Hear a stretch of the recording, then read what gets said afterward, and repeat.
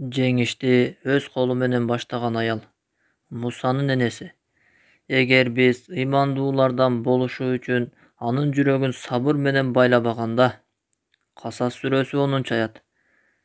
Мен мурда Муса пайгамбардын тарыхын ыйып Куранда ирети менен башынан аягына чейин айтылганына таң калчумун. Ыйык Куранда Муса пайгамбардын ысмы 34 сүрөдө 136 жолу айтылган. Аллах Таала анын жашоосунун бардык этаптарын айткан. Анын төрөлгөндүгүнөн баштап Аллахтын душманы Фираунду жеңгенге чейинки катаал жашоосу айтылган. Мен Муса алейхиссаламдын Таха сүрөсүндөгү «Тилимдеги түйүндү чечип кой» деген дубасын окуганымда, Аллах Тааланын ыйык Куранда Муса пайгамбардын тарыхын толугу менен айтуусу, ал эле эмес, аны менен Аллах Тааланын ортомчусуз сүйлөшүүсү адамзатка бир акыйкатты ачыктоо экенин түшүндүм. Кээ бирлери ойлогондой, инсандын улуулугу кызыл тилдүүлүгүндө, жагымдуу жана түшүнүктүү сөзүндө эмес, анын улуулугу кылган ишинде. Мусада пайгамбар болгонго чейин кызыл тилдүүлүк, чечендик болгон эмес. Бирок ошондой болсо да, аны менен улуу Аллах Таала сүйлөшкөн. Балким, мына ушул себептен Муса пайгамбардын тарыхы толугу менен айтылгандыр. Муса пайгамбардын тарыхында үммөттү тургузуу жана жеңишке жеткирүү сабактары бар экендигине шек күмөнүм жок. Муса пайгамбар менен Фираундун тарыхы чындык менен жалгандын ортосундагы тартышуу. Аллах Таала ыйык Куранда айтат: Тасин, Мим, булар анык китеп аяттары. О Мухаммад, биз сага Муса менен Фираундун икаясын акыйкат менен тилават кылып беребиз. Чынында Фираун жер бетинде өзүнүн байлыгы, бийлиги, аскер күчү менен обочолонуп кетти жана жер Мисир элдерин бөлүктөргө бөлүп салды. Алардан бир тайпа элге, Исраил урпактарына зулум көргөзүп, эркек балдарын союп, кыз балдарын тирүү калтырып жатты. Чынында ал бузук адамдардан болгон.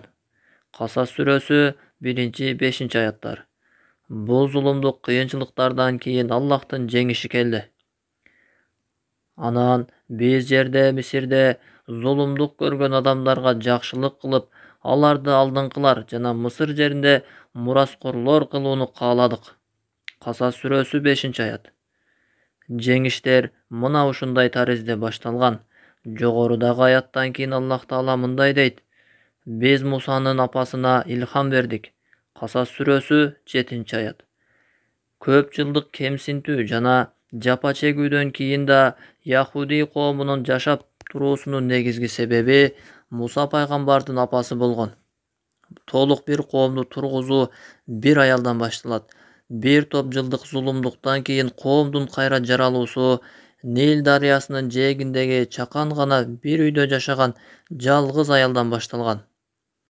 Аллах Таала ал аялдын себеби менен жер бетиндеги зулумдук көргөн элге жакшылык кылып, алардын инсандык кадырын кайтарып берет. Аллахка ант болсун, аялдарын кордогон калк эч качан жеңишке жетпейт. Кемсинтип кордоп жүргөн аялың сага кемсинген, кор болгон перзентти гана төрөп бере алат. Эртеден кечке ургулаган карындашың эч нерсе жарабаган бир бала тарбиялагандан башкага жарабайт. Урматтап сыйлабаган инең эч качан сени жеңишке жетип, улуу инсандардан болууң үчүн дуба кылбайт. Ал эми билим алуудан тосуп койгон кызың бул үммөттүн пайдасыз адамдарынан болот. Аялдарга жакшы мамиле кылгыла, анткени алар бекем курулуштун пайдубалы, алар коомдун жандануусунун башаты. Муса пайгамбардын апасынын тарыхы андан көп жыл мурда башталган. Тагыраагы 300 же андан да бир аз көбүрөөк жыл мурда. Ошол учурда кербендер Палестина кудуктарынан бир жаш баланы таап алышып, аны арзыбаган акчага сатып ийишет. Ал баланын аты Юсуф эле. Ошентип ал Египетти ээлеп алган Гиксостордун падышаларынын биринин кызматчысы болуп калат. Андан кийин ошол падышалыктын вазирлик макамына чейин жетип, тынчтыкта, коопсуздукта жашоо үчүн үй бүлөсүн Египетке көчүрүп келет. Алардын баары Аллахтын пайгамбары Якубтун Исраил деп да аташкан балдары эле. Якуб пайгамбардын 12 баласы Исраил урпактарынын 12 атасы болуп эсептелет. 7 атасы дегендей. Бирок ызы чуу. Андан бир топ жылдардан кийин Фираун Ахмас биринчи келип Гиксостордун мамлекетин талкалаганда, Исрайыл урпактары кыянаттык кылып, Фираун Ахмостун Египетти басып алуусуна жардамдашкандан кийин башталат. Мына ушул окуя Исрайыл урпактарынын фираундарга кул болуусуна себеп болгон. Ошентип, Исрайыл урпактарынын кулчулугу 300 жыл уланат. Ал арада залым фираун Рамзес экинчи бийликке келет. Ал түшүндө Исрайыл урпактарынан бир бала төрөлүп, анын бийлигин жок кыларын көрөт. Ошондо бул залым падыша Исрайыл урпактарынын төрөлгөн эркек балдарын өлтүрүүгө буйрук кылат. Жыйынтыгында анын сарайында кызмат кылган кулдар азайып кетет. Ошондо залым падыша 1 жыл төрөлгөндөрдү өлтүрүп, экинчи жылдагы төрөлгөндөрдү тирүү калтырып коюуну буйруган. Ошол өлтүрбөй турган жылы еврейлердин тарых китептеринде айтылгандай, Исрайыл урпактарынан Иохевада аттуу аял уул төрөп, атын Харун деп коет. Андан кийин ал аял дагы бир уул төрөйт, бирок ал жылы төрөлгөн балдар өлтүрүлө турган жыл болчу. Уулун кантип сактап калаарын билбей, аябай катуу коркуп жүрөт. Ошондо Аллах Тааланын жүрөгүнө илхам вахийсин жиберип, аны бешикке салып, Нил дарыясына таштап коюусун буйруйт. Бул аял Аллах Тааланын буйругун экиленбестен аткарган. Бирок энелик мээрими менен Нил агымында деңиз тарапка агып бараткан бешиктин эмне болоорун байкап туруу үчүн кызын жиберет. Анын кызы кандай таң калыштуу нерсе көргөн. Аллахтын элчиси саллаллаху алейхи вассалам ааламдагы аялдардын эң улуусу деп айткан аял ким эле? Кийинки улуу инсаныбыз эрктүү аял Асия бинт Мазахим. Аялдардан Имрандын кызы Мариям менен Фираундун аялы Асия кемтиксиздикке жетишкен. Аллахтын элчиси саллаллаху алейхи вассалам: көпчүлүк аялдар жашоосун тозокко айландырган тарбиясыз күйөөлөр менен сыналат. Өкүнүчтүүсү, аял заты кээде динин, бул дүйнө жана акыреттеги бакытын курман кылып, начар кулк мүнөздүү капыр күйөөсүнө моюн сунушат. Аллах Таала аны эркин кылып жаратып, жалгыз өзүнө гана кулчулук кылууну буйругандыгын унутуп, күйөөсүнүн туткунуна айланат. Бирок Аллахтан башкага ийилбеген баатыр аял заты да болгон.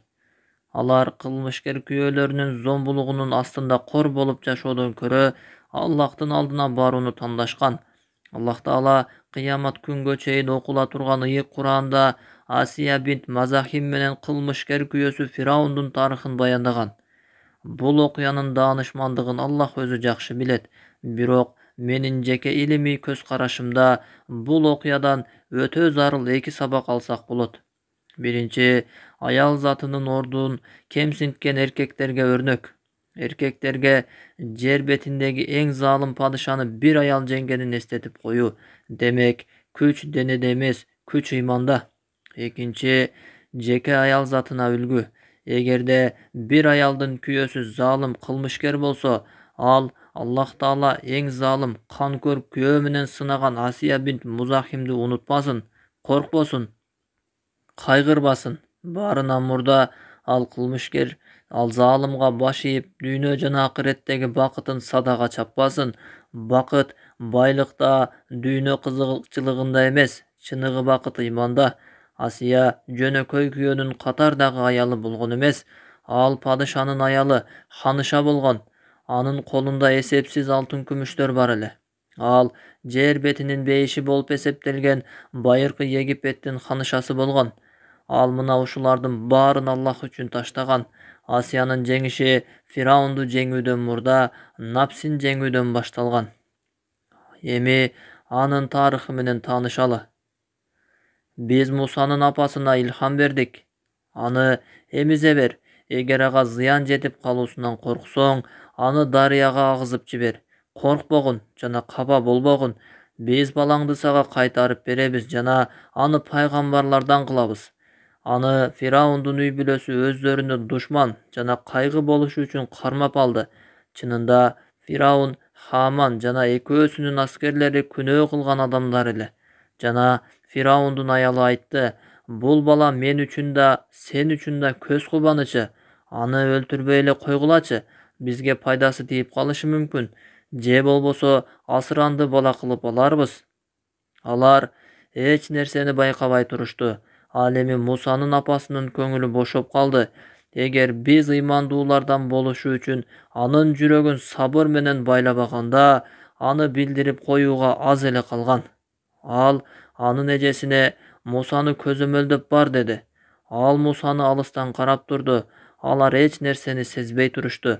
Биз ага мындан мурда эле бакма энени эмүүнү арам кылып койгон элек. Ошондо Мусанын эжеси келип айтты: "Силер үчүн анын кепилдигин ала турган үй бүлөнү көргөзөйүнбү? Алар буга насаат кылуучу тарбиячы болушат. Ошентип биз аны менен сүйүнсүн, капа болбосун жана Аллахтан коркпо, капа болбо. Биз аны сага кайтарып беребиз" деген убадасын билсин деп анын апасына кайтардык. Бирок адамдардын көпчүлүгү муну билишпейт. Касас сүрөсү 7-13 аяттар. Аллах Тааланын башка бир аятында мындай дейт: "Алар ушундай айла кылышты, биз дагы айла кылдык. Алар билбей калышты." Намл сүрөсү 53-аят. Ошентип Аллах Тааланын даанышмандыгы менен Муса пайгамбар Фираундун залым бийлигин жок кылуу үчүн анын хан сарайында өсөт. Асиянын Аллахка жана Муса пайгамбарга иман келтирип, күйөөсү Фираундун душманын ээрчигенин көргөндө, Фираун ачуулуктан жинди болуп кала жаздайт. Ошондо Аллах Тааланын душманы Фираун аялын Мусанын дининен кайтаруу менен азаптын бирөөсүн тандоосун сунуш кылат. Бул баатыр аял заты эч экиленбестен азапты тандайт. Фираун азаптоо иштерин өз байкоосуна алып, Асияны Муса алейхиссаламдын дининен кайтаруу үчүн эң катуу азаптар менен азаптатат. Бирок бул сабырдуу, ыймандуу аял заты бекем турган. Ошондо айласы кеткен Фираун аны жерге кагылган 4 казыкка колун бутун байлап, камчы менен сабата баштайт. Бирок бул ыймандуу сабырдуу аял ыйманына бекем турган. Андан кийин залым Фираун анын сөөктөрүн талкалоо үчүн көкүрөгүнө тегирмен ташын койдуруп, үстүнөн зилдей токмоктор менен урдурат. Мына ошондо 4 казыкка керилип байланган Асия бинт Мазахим Роббисине төмөнкүчө дуба кылат. Аллах ыймандуулар үчүн Фираундун аялын мисал келтирди. Бир кезде ал: "О Раббим, мага өзүңдүн алдыңда бейиште бир үй тургузуп бер жана мен Фираун менен анын амалынан куткар. Мени залым адамдардан сакта." Тахрим сүрөсү 11-аят.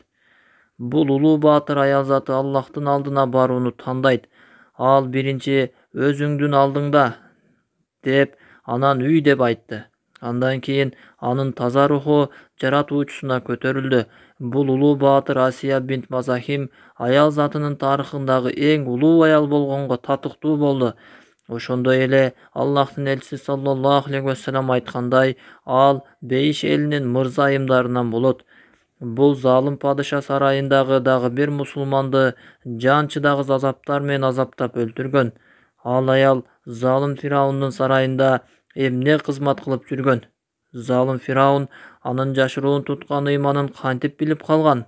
Тарых бизге ысымын эмес, кылган ишин сактап калган бул улуу инсан ким эле? Кезектеги каарманыбыз